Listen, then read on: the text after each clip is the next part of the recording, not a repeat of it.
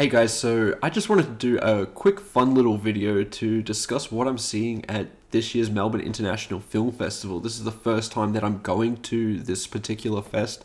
I've been to most of the major film festivals around Australia, from the Brisbane International Film Festival and the Sydney Film Festival, also the Gold Coast Film Festival, and so many other little ones around the eastern side of Australia.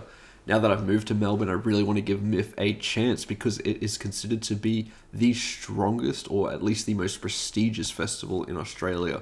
Although Sydney has really crept up in terms of its notoriety here in Australia. But I wanted to take the chance to share some of that excitement and talk about what I'm going to be seeing at the festival. With all that said, let's get into it.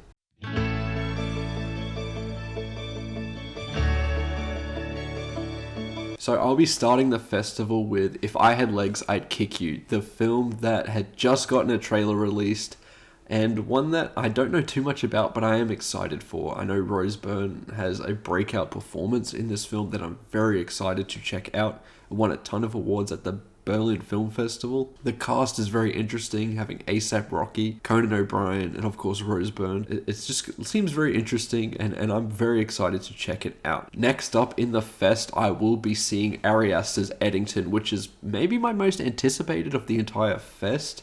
I think the film could be a very mixed bag. Going into COVID and being a Western, it's not exactly subject matter that interests me. But Ari Aster is a very distinct and original voice, directing the greatest horror movie of all time, in my opinion, in Hereditary, then following that up with Midsommar, and then Beau is Afraid, which was so wacky and interesting that I still had a good time with.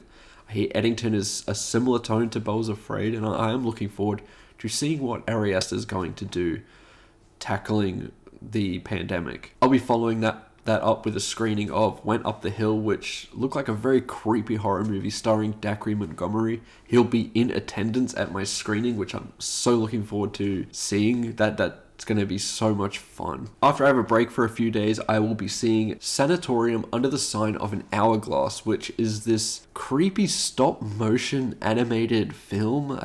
I watched a trailer for this and it just looked so bleak and interesting. Not quite Tim Burton, but that very gothic aesthetic to it all. Don't know how I'm going to feel about this one. The letterbox on this one is so mixed, I can't believe it.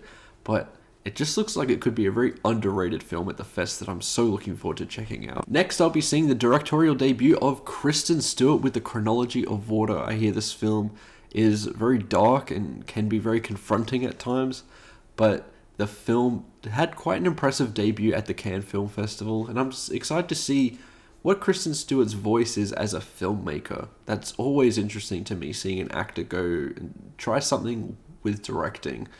How exactly they visualize a movie and their approach to filmmaking. And I'm excited to see Kristen Stewart's version of that with the Chronology of Water. The next day, I am exploring a very goofy horror double feature, starting off with The Good Boy, which is I think a horror movie from the perspective of a dog, similar to Presence, how it was from the perspective of a ghost. This time we're doing that with a dog, with The Good Boy. I'll be doing a double feature of that and a shark movie called The Beast of War. This is definitely an Australian-made flick, and excited to check it out. Shark movies are never the greatest movies of all time, but they're always just silly fun, and I hope that this one delivers on that. Next up, I'll be seeing a film with Dylan O'Brien called Twinless. I've heard a lot of great reviews out of this from the Sydney Film Festival, and hoping this one delivers. At the Sydney Film Festival, and I guess at Melbourne as well, they always do one big family movie that always looks like a great time, but I've never been able to go to one myself, and now I get to do that with a cool screening of The Bad Guys 2. The writer of the film's going to be in attendance at the screening, so excited for that. I haven't actually seen the first Bad Guys, so it gives me a chance to finally see it because I did hear it was great, and to see that with The Bad Guys 2, that's just going to be a fun experience that I can't wait to check out. Another film that I'm very excited on checking out at this fest is Nouvelle, which is a film from Richard Linklater, who is a filmmaker that I've always adored. This is his latest film about the making of Breathless in the spirit of that movie from Jean-Luc Godard. I need to see Breathless itself before I get a real understanding of that film and to just deepen my knowledge of Nouvelle Vague when I eventually see it. but just from the style alone and the fact that Linklater is directing it and is interested in this project has me interested. So I can't wait to see what this one is actually about. Then I'll be seeing Exit 8, which was a video game movie that came out at the Cannes Film Festival, did quite well. Usually video game movies don't get that kind of acclaim, but here we are, and I'm excited to see what this one's about. It's like a Japanese horror movie. It looks very interesting in terms of its imagery. Let's see what this one's about at the fest. I'm very excited for this one. And then on the final day of the fest, I'm ending it on a triple header, starting off with the second Richard Linklater movie to come out this year with Blue Moon, starring Ethan Hawke and Margaret Qualley. This one is, I believe, about the making of Oklahoma, the musical, on Afterwards, and it looks like the type of film where it's a couple people in a room just talking to each other. Those movies rely heavily on screenwriting, and there's maybe no one better to do that than Richard Linklater. His movies are always written so well. So it'll be interesting to see him tackle that kind of genre, and to see two Linklater movies at this one festival. It's just going to be a brilliant time that I'm so looking forward to. Following that screening, I will be seeing The Rivals of the Amziah King. This film did really well at the Sundance Film Festival, starring Matthew McConaughey. Just from the imagery alone, it's giving me Minari vibes. I need to see a little bit more of this before I know exactly what it's about, because there's no trailers for a lot of these movies, so I am going in like a lot of festival goers and just trying to enjoy the experience.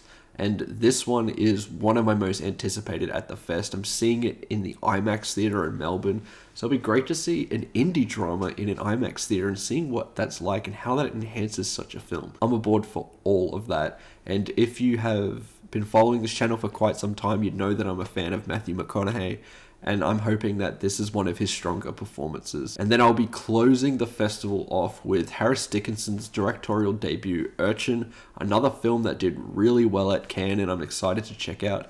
It's kind of crazy because Harris Dickinson hasn't fully established himself as an actor yet. He's still an up-and-comer there, so to see him tackle directing now, very interesting choice. And this seems like it's going to be some very serious subject matter, tackling addiction and substance abuse. It's not exactly going to be a light watch, but I'm very excited to see the way that Harris Dickinson tackles such subject matter. And that's what I'm seeing at the film festival. Let me know if you're going to the film festival, what you're seeing. If any of these movies excite you, I'd love to hear your thoughts. And if there's anything you'd like me to cover by going through the festival lineup, let me know in the comments below. I'd love to hear your thoughts. But I just want to share in the excitement. I'm so ready to attend another film festival and get out a bunch of movies at once. With that said, remember to like and subscribe, and I'll see you in the next one. Goodbye.